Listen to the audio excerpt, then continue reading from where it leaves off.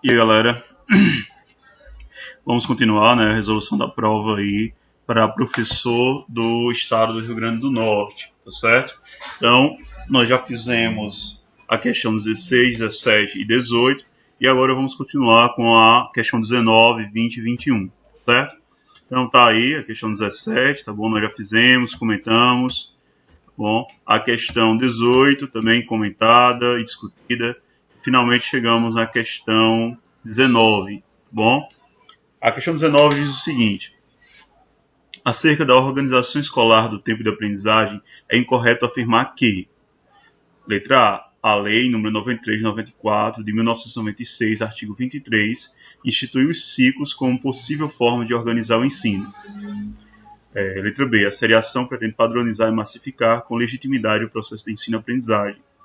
C, a seriação são períodos de escolarização maiores que os ciclos e que superam a fragmentação e desarticulação excessiva do currículo. Letra D, a seriação surgiu na escola centrada no trabalho docente, então mero transmissor de conhecimentos advindos, em geral de livros didáticos. Tá bom? Então, nós estamos falando aqui sobre a organização da escola, tá certo? A organização escolar, tá bom? Então, vamos ter que nos dirigir à nossa LDB, a Lei de Diretrizes e Bases da Educação, tá certo? Ou Lei 93/94/96, tá bom? Mais especialmente ao artigo 23, certo? Então, nós temos aí o artigo 26 da LDB, diz o seguinte, ó: a educação básica poderá organizar-se em séries anuais, períodos semestrais, ciclos, alternância regular de períodos e estudos, grupos não seriados com base na idade, na competência e em outros critérios, ou por forma diversa de organização, sempre que o interesse do processo de aprendizagem assim o recomendar. Bom, gente? Então, com base nisso, gente, vamos entender um pouco o que é essa questão 19, tá bom?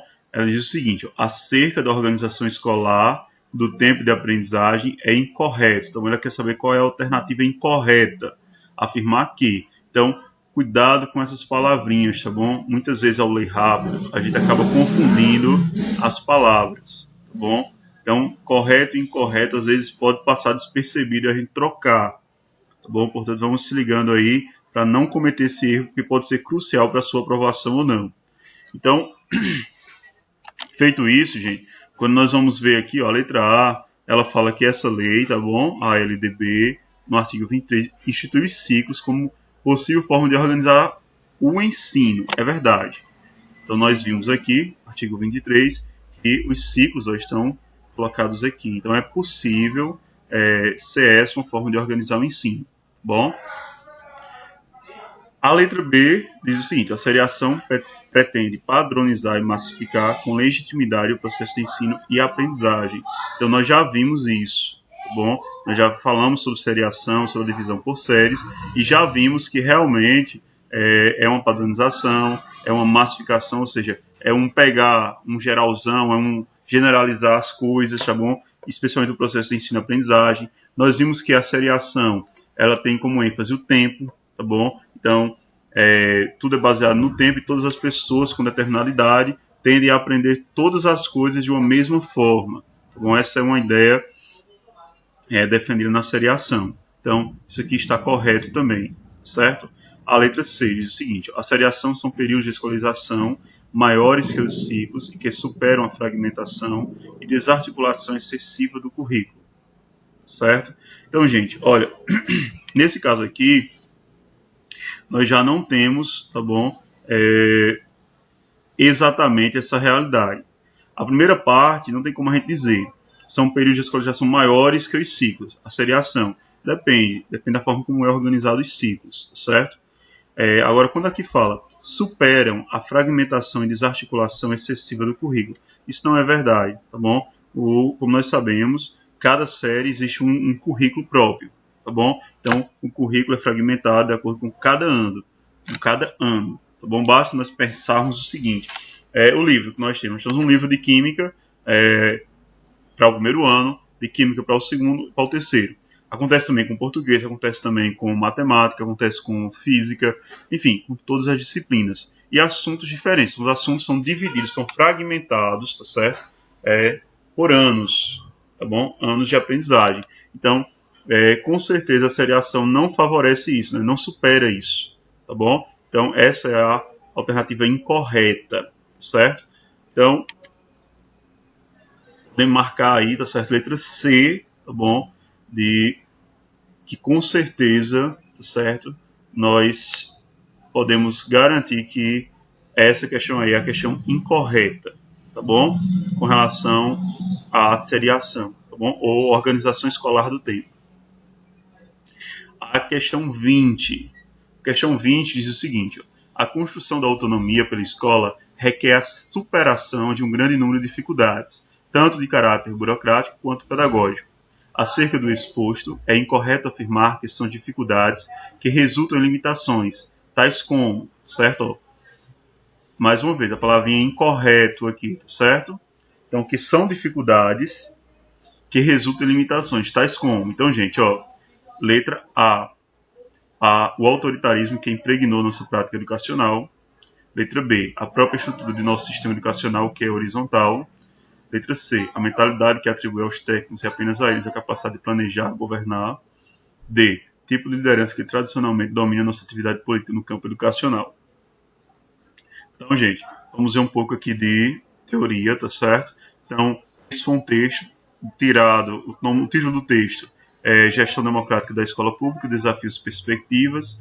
Também vai estar no nosso site para que vocês possam baixar, tá bom? Se quiserem dar uma lida para aprofundar mais o tema.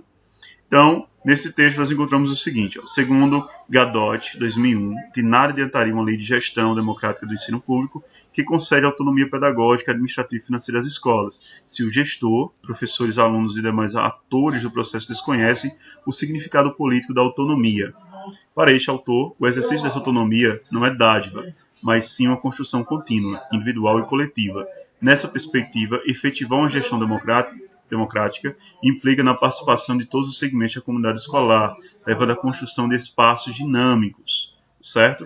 Então, ideias de diferentes autores da área, como Gadot, Silva, Veiga, Viana, Libânio, Luque e Paro, certo?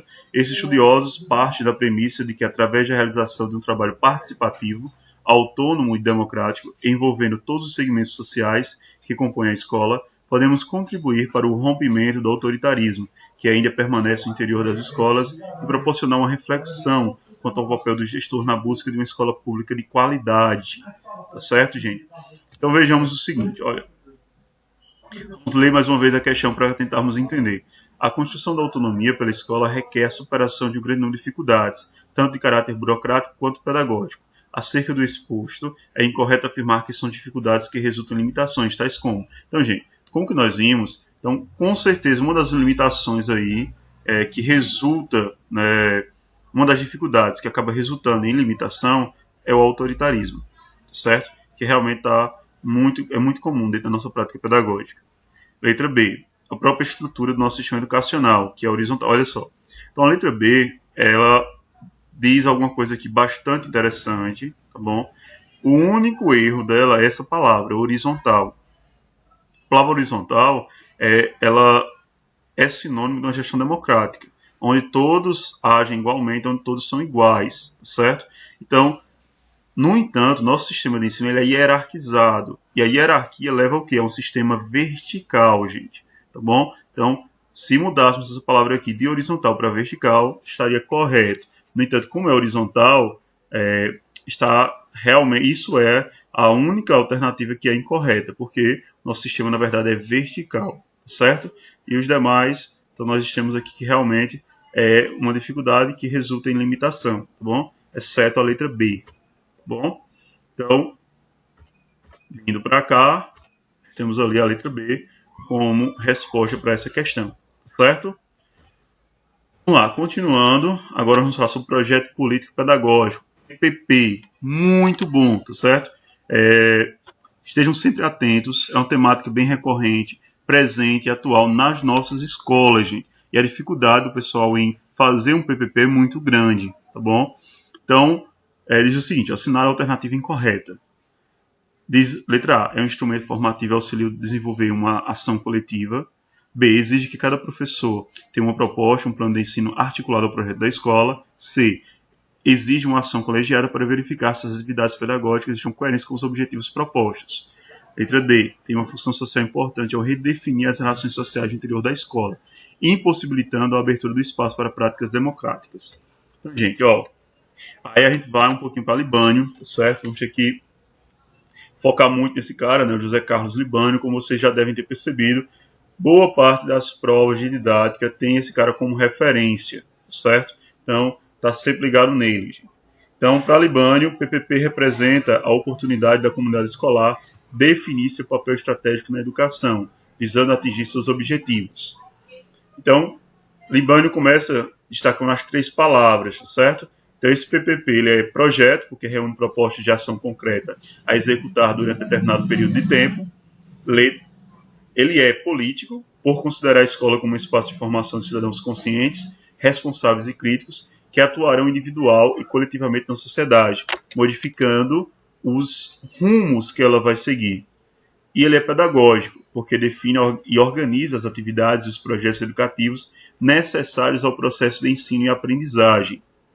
Ao juntar as 3 dimensões, o PPP ganha a força de um guia, aquele que indica a direção a seguir não apenas para gestores e professores, mas também funcionários, alunos e famílias, certo?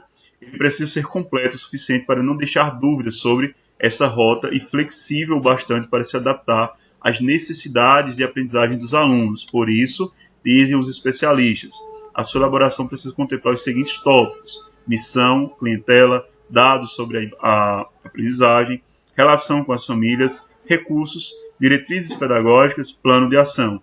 Por ter tantas informações relevantes, o PPP se configura uma ferramenta de planejamento e avaliação que você e todos os membros das equipes gestoras e pedagógica devem consultar a cada tomada de decisão. Então, gente, para você que for gestor de uma escola, como é o meu caso, tá certo? Ler isso aqui fez toda a diferença, gente. Você entender o que como é formado, né, quais os parâmetros que nós devemos utilizar para elaborar o PPP ajuda muito, tá certo? Então, conhecer isso aqui, esses são os tópicos que devem nortear o seu PPP, tá bom? Então, voltando aqui para a nossa questão, nós vemos o seguinte: é um instrumento formativo auxilia a desenvolver uma ação coletiva, sim, certo? Ele é um instrumento formativo, sim, ele serve como um guia, já nos falou o Libânio.